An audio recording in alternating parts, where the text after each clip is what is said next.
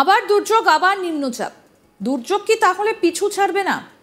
দক্ষিণ বঙ্গোপসাগরে অতি গভীর নিম্নচাপ রয়েছে, যে কারণে রাতের তাপমাত্রা বেড়ে যাবে এবং কয়েকটা জেলায় বৃষ্টিপাতের সম্ভাবনা থাকছে। আপাতত এটাই পূর্বাভাস আলিপুর আবহাওয়া দফতরের। এই মুহূর্তে দক্ষিণবঙ্গের সমস্ত জেলাগুলিতে শুষ্ক আবহাওয়া থাকবে।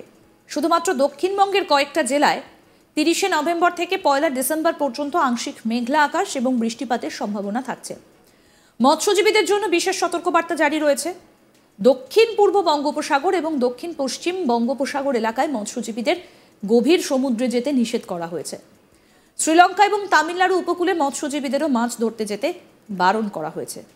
24 পরগনা ও পূর্ব মেদিনীপুরের কিছু কিছু জায়গায় হালকা বৃষ্টির সম্ভাবনা থাকছে। আকাশ মেঘলা থাকার কারণে রাতের তাপমাত্রা 2 থেকে 3 ডিগ্রি বেড়ে যাওয়ারও সম্ভাবনা রয়েছে। কলকাতা এবং তার পার্শ্ববর্তী অঞ্চলে আংশিক মেঘলা থাকবে আকাশ। সামান্য একটু তাপমাত্রা বেড়ে 18 থেকে 19 ডিগ্রি হয়ে যাবারও সম্ভাবনা থাকছে। অর্থাৎ দুর্যোগ কিন্তু কিছুতেই পিছু ছাড়ছে না। যখন আস্তে আস্তে বেশ শীতটা জাঁকিয়ে বসবে করছিল, তখন আবারও নিম্নচাপ, আবার নিম্নচাপের প্রকৃতি। এই নিম্নচাপের জেরে উইকেন্ডে উপকূলে বৃষ্টি হতে পারে, সপ্তাহান্তে বৃষ্টি হতে পারে উপকূলের 2 জেলাতে। দক্ষিণ চব্বিশ পরগনাতে 29শে নভেম্বর শুক্রবার থেকে হালকা বৃষ্টির সম্ভাবনা রয়েছে। 30শে নভেম্বর শনিবার ও 1লা ডিসেম্বর রবিবার পূর্ব মেদিনীপুর ও দক্ষিণ চব্বিশ পরগনা এই 2 জেলায় হালকা বৃষ্টির সামান্য সম্ভাবনা রয়েছে বলে জানিয়েছে হাওয়া অফিস।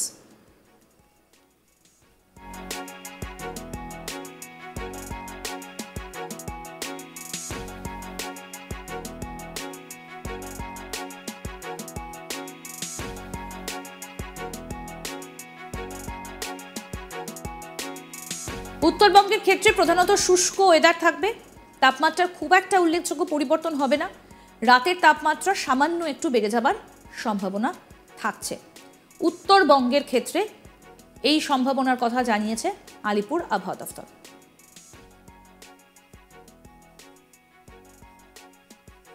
এবছর প্রচুর বৃষ্টি হয়েছে আমরা দেখেছি, কিন্তু তারপরেও নিম্নচাপ যেন কাটছে না। আবারও ভয়ঙ্কর নিম্নচাপ বঙ্গোপসাগরে। বাংলাতে তার প্রভাব পড়বে, কোন কোন জেলাকে ভাসাবে? আলিপুর আবহাওয়া দফতরের পূর্বাভাস, বৃষ্টির সম্ভাবনা কিন্তু আবার একটা তৈরি হয়েছে।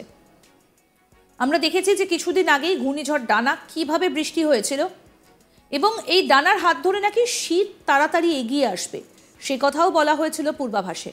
কিন্তু দেখা যাচ্ছে যে শীত যখন একটু একটু করে পড়ছে, যখন একটু একটু করে জাঁকিয়ে বসছে, তখন আবারও দুর্যোগ।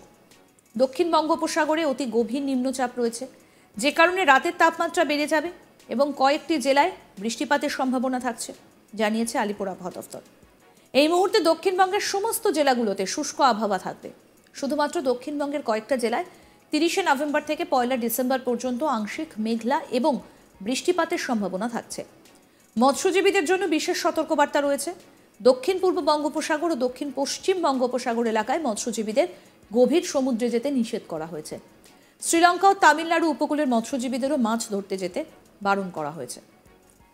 24 পরগনা ও পূর্ব মেদিনীপুরের কিছু কিছু জায়গায় হালকা বৃষ্টির সামান্য সম্ভাবনা থাকছে। মেঘলা থাকার কারণে রাতের তাপমাত্রা 2 থেকে 3 ডিগ্রি বেড়ে যাওয়ার সম্ভাবনা থাকছে। কলকাতা ও তার পার্শ্ববর্তী অঞ্চলে আংশিক মেঘলা থাকবে আকাশ। সামান্য একটু তাপমাত্রা বেড়ে 18 থেকে 19 ডিগ্রি হয়ে যাওয়ার সম্ভাবনা রয়েছে। এই নিম্নচাপের জেরে উইকেন্ডে উপকূলে বৃষ্টি হতে পারে। সপ্তাহান্তে বৃষ্টি হতে পারে উপকূলের 2 জেলায়। দক্ষিণ চব্বিশ পরগনাতে 29শে নভেম্বর শুক্রবার থেকে হালকা বৃষ্টির সম্ভাবনা রয়েছে। 30শে নভেম্বর শনিবার এবং 1লা ডিসেম্বর রবিবার পূর্ব মেদিনীপুর ও দক্ষিণ চব্বিশ পরগনা এই 2 জেলাতে হালকা বৃষ্টির সামান্য সম্ভাবনা রয়েছে বলে জানিয়েছে হাওয়া অফিস। উত্তরবঙ্গের ক্ষেত্রে এবার কেমন থাকবে আবহাওয়া, সেটাও আপনাদের জানাবো। উত্তরবঙ্গে প্রধানত শুষ্ক ওয়েদার থাকবে। তাপমাত্রা খুব একটা উল্লেখযোগ্য পরিবর্তন হবে না। রাতের তাপমাত্রা সামান্য একটু বেড়ে যেতে পারে।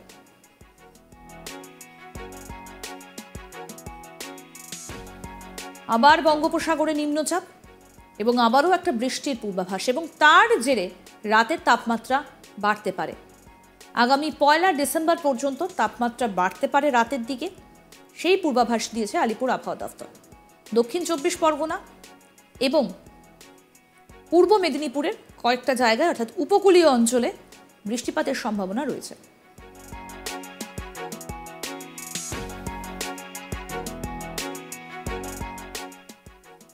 আরও আপডেট পেতে দেখতে থাকুন আজ তাক বাংলা, সাবস্ক্রাইব করুন।